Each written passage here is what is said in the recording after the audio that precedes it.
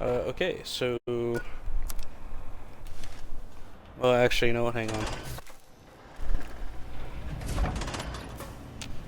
Let me get rid of some stuff first. Might I be of service, sir? Yes! That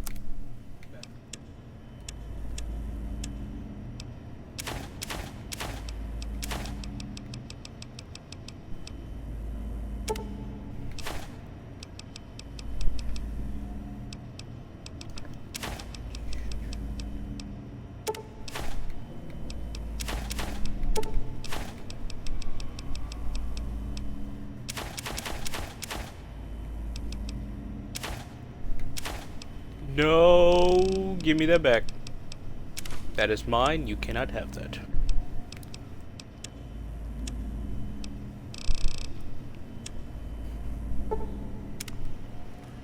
might I Oh, be of God damn it. service, sir?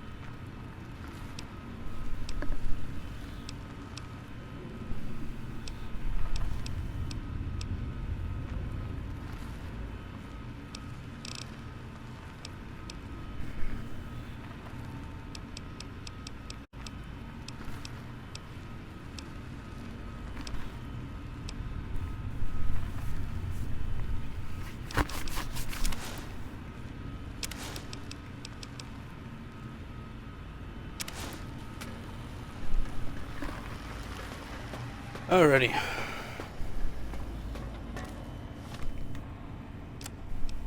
Time to play dress up.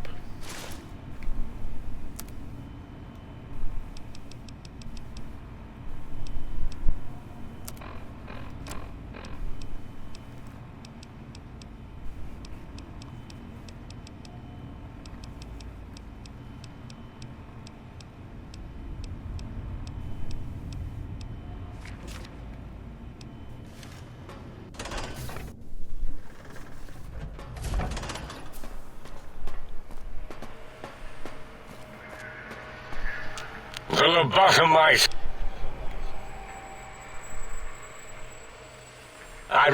No. Skip, skip, skip.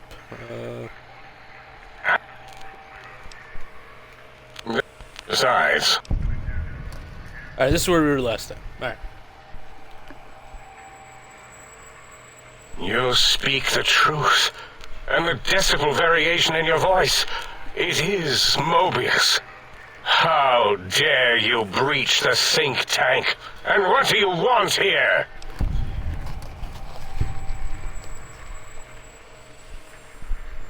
That's no deal at all. There's a whole world beyond the crater, filled with ideas and possibilities. We could have escaped, seen it all for ourselves, tested it, prodded at it, made it squirm.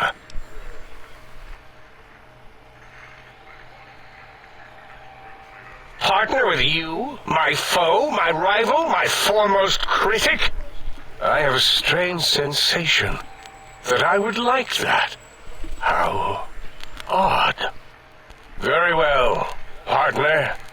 The think tank is at your service as long as you do not destroy us. Cool!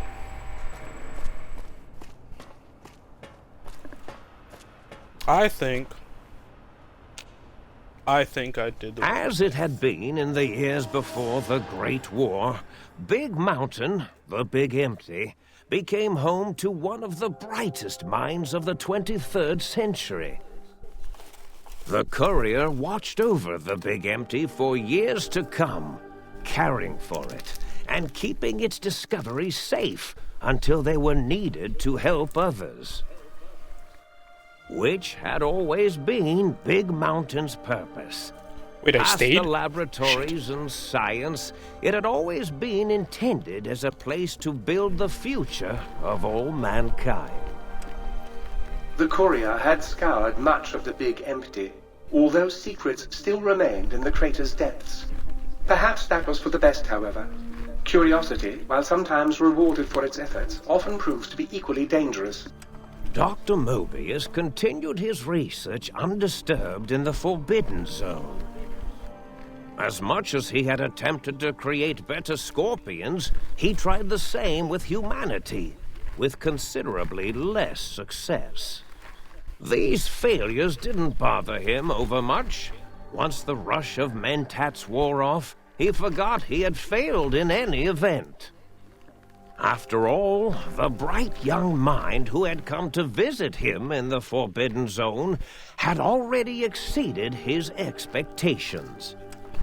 The sink atop the dome bustled with the voices of a small town, constantly chirping, arguing, and snarling at each other. Still, this all happened productively in the interests of its new owner. The Sync Central Intelligence Unit discovered, despite its inversion code, it was comforted by the sense of community the other personalities gave it. The Biological Research Station, obsessed with seeding everything in sight, requested a transfer to the X-22 Botanical Garden, so that it might, in its own words, sensually fertilize the garden's smooth contours. The garden sent back a polite refusal, saying it had prior commitments with a vault it had helped infect before the war. The book chute continued to devour all seditious materials Jesus Christ. until it nearly choked on a paperclip. It adamantly maintained it was a Chinese paperclip, and the whole thing had been an elaborately orchestrated assassination attempt. Whatever the reason, Jesus Christ. it slowed down for a while, carefully appraising each document and clipboard that came to it. The light switches continued to bicker and flicker. This persisted until the day someone dropped a flashlight in the sink, and the two of them united in their hatred of the showboat. One of them eventually transferred to the Lightwave Dynamics plant, and began a long, unrequited affair with one of the holograms. The sink continued to ruthlessly scrub any particulate matter that came near it. Eventually, it gained access to the magnetohydraulics plant and nearly flooded all the Big Empty in an attempt to scrub the crater clean. Once it learned of the innovative toxins plant, however, it gained new purpose. It sought to develop antitoxins to flush into its drains and counteract the poisons bleeding into the soil. The toaster continued its psychotic spree, reducing all appliances in range to scrap electronics and spare parts. After one of its more psychotic episodes, however, the other Sync personalities decided enough was enough and dumped the toaster in a bathtub. Jesus Christ. Sparking and hissing, the toaster swore its enemies would rue the day when they had bread and no way to toast it. Muggy did his best to collect coffee cups, although in his quest, he accidentally trapped himself in Higgs Village. It might have been the end for poor Muggy. Except, he found it peaceful there, tidying up the kitchens of the think tank professors back when they had been flesh and bone. Well, except for Dr. O, who was an asshole for having created Muggy in the first place. Muggy left O's house deliberately dirty, punishing the dishes and cups that lived there in blind revenge for serving Dr. O. Blind-eye old Jefferson eventually discovered a new sound. Silence. It only made him more filled with the blues than before. It was rumored by the other personalities that he had a brief fling with the light switches. Although he forgot their names once too often and was soon left in the dark as punishment. Autodoc, always gentle and methodical, kept sewing up the courier in all the right places when the skin split open from repeated wear and tear. The Autodoc was just glad to have purpose again. It heard its simpler brothers and sisters who got shipped to the Sierra Madre were bored out of their skulls in that toxic dead city. In time, the Autodoc found a way to deactivate the Y-17 trauma harnesses, releasing the corpses they had held prisoner for almost 200 years. As the courier ran through the X-8 facility multiple times, the computers analyzed the test subject's movements. This is a really Rather than long performing ending. a superficial observation, they realized the subject barely knew what communism was, or even what a high school was. This confused them for a time, until the facility finally realized that its research had succeeded. So it let its cyber dogs out into the wastes to help protect small communities from physical aggression rather than communist propaganda. The infiltration program in X-13 felt spent, having repeatedly upgraded the stealth suit until it could upgrade it no more. It felt warm, fulfilled, and a bit sluggish. It realized not long after the stealth suit had left it without so much as a note on the nightstand. So the infiltration program sent out robo-brains into the wastes, looking for its wayward technology. It eventually found Repcon HQ and set up a new research center, testing and murdering fiends who kept breaking into the facility. The courier, organs intact, continued onwards, a little less heavy of step, but with all the organs in the right places, as they should be. After all, brains can develop a life of their own when left to their own thoughts, and the courier's brain was more clever than most. Dr. Klein and the think tank remained alive, unaware of the world outside. They looped through their daily routine, none the wiser about the world beyond, although perhaps wiser was the wrong word.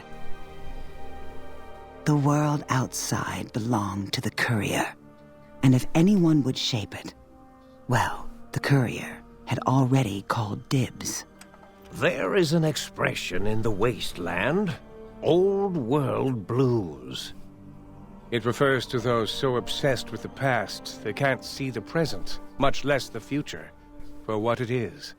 They stare into the what was, eyes like pilot lights, guttering and spent, as the realities of their world continue on around them. Science is a long, steady progression into the future. What may seem a sudden event often isn't felt for years, even centuries to come.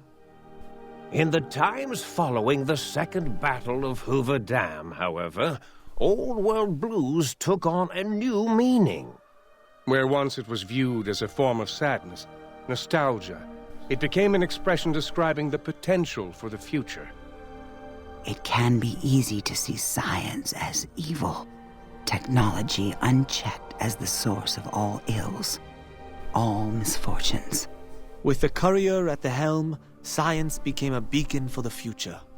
There was old world blues, and new world hope. And hope ruled the day at Big Mountain. We could say more, but the stories in the Big Empty speak for themselves.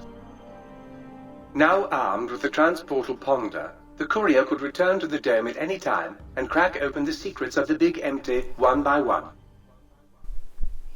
The Sync sat vigilant, waiting for its master to return, shoes covered in Mojave dust.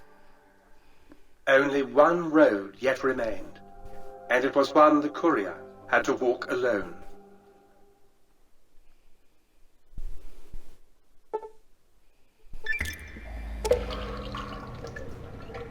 You've gained the big-brained perk. Your head still cannot be crippled, but you're only 10% more resistant to addiction now. Surprisingly, your damage threshold has improved by 10%. Cool. You and you alone between the Mojave and Big Mountain. Simply quit the transportal ponder as you would any weapon. Pull the trigger and away you'll go. Know that it won't work in any interiors or in combat situations, and it is totally incapable of harming you. Huzzah, sir! Huzzah! Huzzah, sir! Ow! Oh, yeah!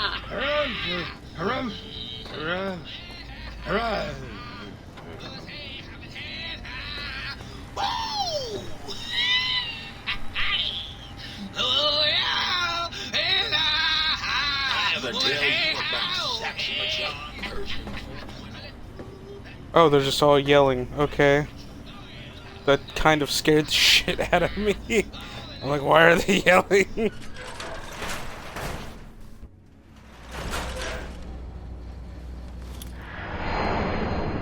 Oh, shit. It auto-equipped it for me. Okay, that's cool.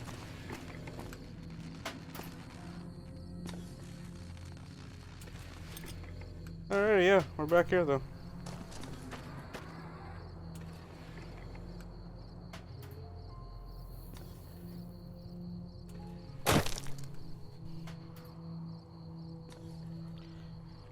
And well, that is the end of Fallout New Vegas.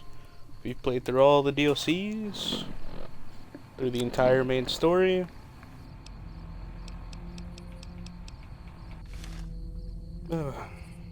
Guess it's time to put this game up for a while. Well, thank you guys for watching. You guys have a good one. Goodbye.